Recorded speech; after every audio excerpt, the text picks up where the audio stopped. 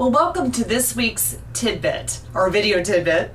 How do you deal with FSBO for sell by owners, sellers' objections to having tenants in their home?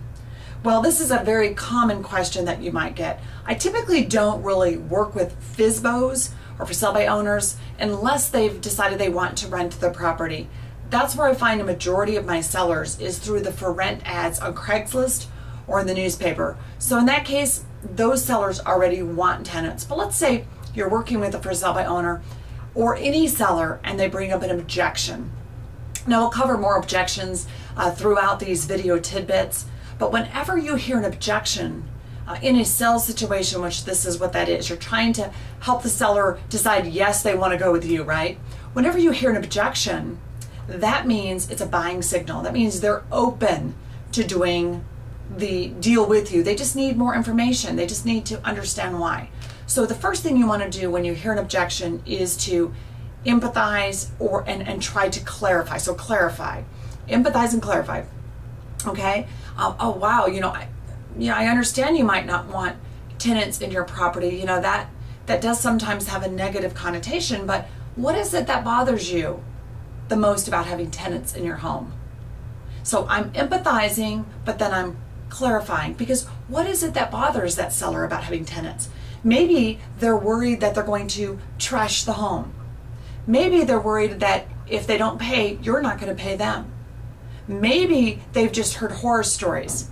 So find out what it is before you assume what the objection really is. Always clarify that objection and then go back to answer that objection for them. And you see, then let's go back to, let's say they say, well, I don't want someone tearing up my home. Well, then you can say, gosh, I wouldn't want someone tearing up my home or your home either. So I can understand why that would bother you. But I'm responsible, and you're going to want to always take the responsibility on you. I'm responsible if anyone does any damage to your home in this contract with me. So I would be the person to take care of everything if anything ever happened to your property. Always put it back on you. That will make the seller feel much more comfortable and answer their rejection instead of saying, I don't know what I'm going to do. I guess I'm going to sue them. No, they don't want to know you're going to sue them. They don't want to know what you're going to do with them. They want to know what you're going to do with them.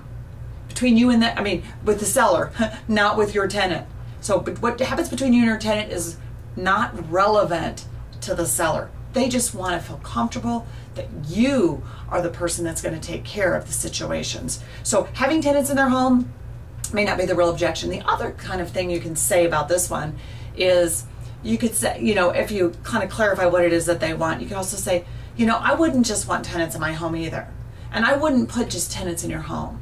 I'm going to put future home buyers in your home. You see, they're better than tenants. They want to buy your property. They just can't buy it yet. So that's who I would be putting in your home, not just your average tenants.